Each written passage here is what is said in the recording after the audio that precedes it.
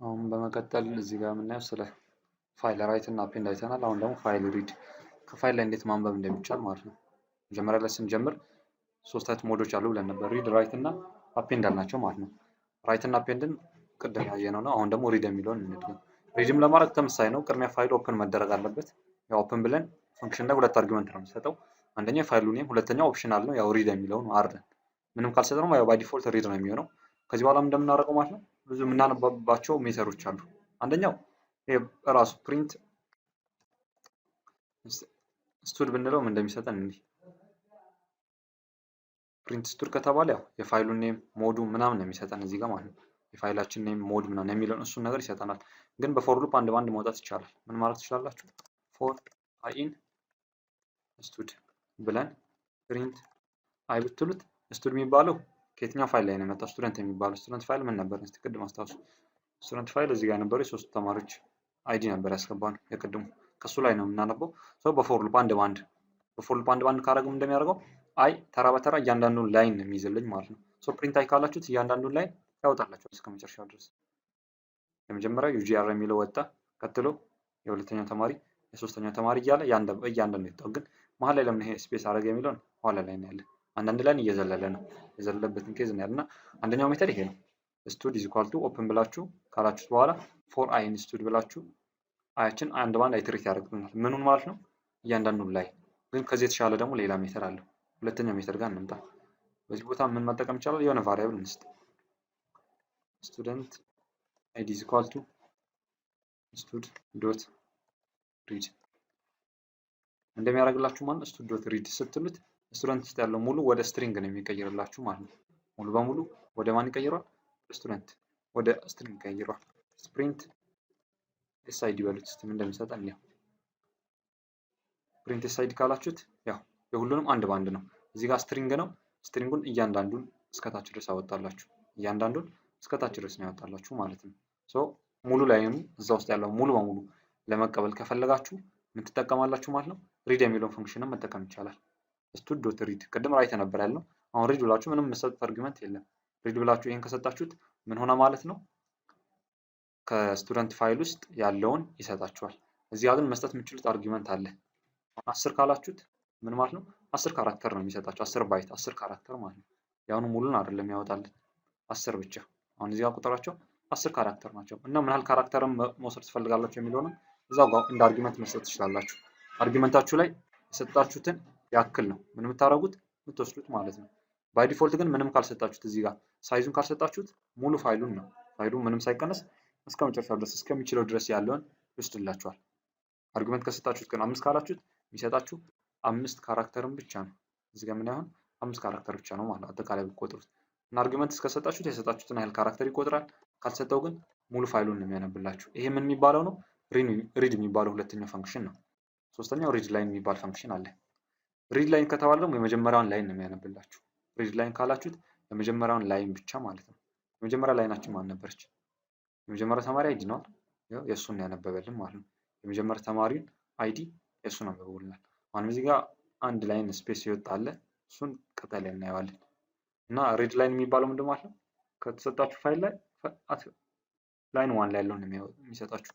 ላይንስ ካላችሁትስ ኤስ ከጨመራችሁ ምን ይላል?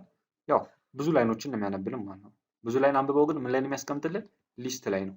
ስቱደንት አይዲ እስካሁን ያየነው ስትሪንግ ላይ ነበር ሲያስቀምጥልን የነበረው። አሁን ግን ሊስት ያደርገዋል። እስቲ እንየው ምን ያህል ሊስት ሊሰጥ እንደሚችል ማለት ነው። እዚህ ጋር እንደምታዩት ሊስት ነው። ውስጡ 3 ኤሌመንት አለው።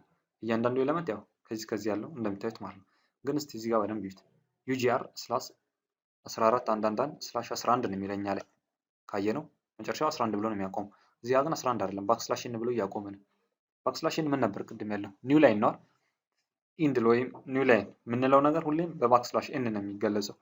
ባክስላሽ ኤን እንደ ካራክተር ነው የሚታየው ማለት ነው። እና እቺ ጥቅሟ ምንድነች ማለት ነው? ኒው ላይን ወደ አዲስ ላይን እንዲመጣ ነው የሚያደርግልን።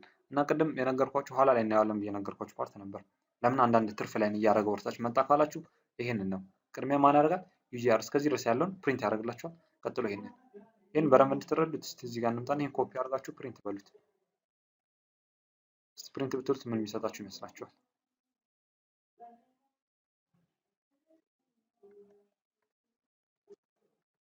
ስቴም ፕሪንት ብንለው ምን የሚሰጠን ይመስለኛል? ካያችሁት እዚህ ጋር አንድ ስፔስ ነው ያዘለለው እንጂ ባክስላሽን የሚባለው አይወጣላችሁም። ባክስላሽን ነው አይወጣም። ባክስላሽን ምን ያደርግላችኋል ማለት ነው?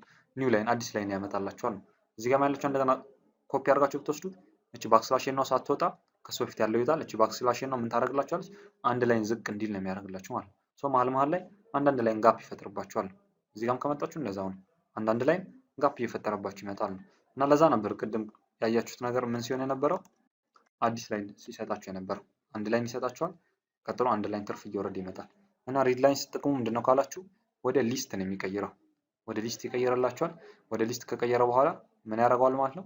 ያንን ሙሉ ፕሪንት ስታደርጉት እንደ ሊስት ነው ፕሪንት ያደርጋላችሁ። እዚህ ጋር የምታዩት ማለት እንደ ሊስት ነው ፕሪንት የሆነው። እሺ አንድ በአንድ ፕሪንት ማድረግ ብንፈልግ ምን እንበል እስቲ? ፎር ሉፕ ማስወጣት ይቻላል። ፎር አይ ስቱደንት አይዲ ብላችሁ ፕሪንት አይ ካላችሁት ምን እንደሚያደርግላችሁ ስቱደንት አይዲ ያው ሙሉ ሊስቱን ይዟል። አይ ደግሞ አንድ ባንድ አይትሬት ያደርጋል ማለት ነው። እዚህ ጋር እንደምታዩት ይሄ ነው የታለው። ከዚህ ጀምሮ እስከዚህ ድረስ ሙሉ ነው ያወጣላችሁ ማለት ነው። አሁንም እቺ ለምን እንደሆነች በደንብ ተረዷት። እቺ ለምንድን ናት?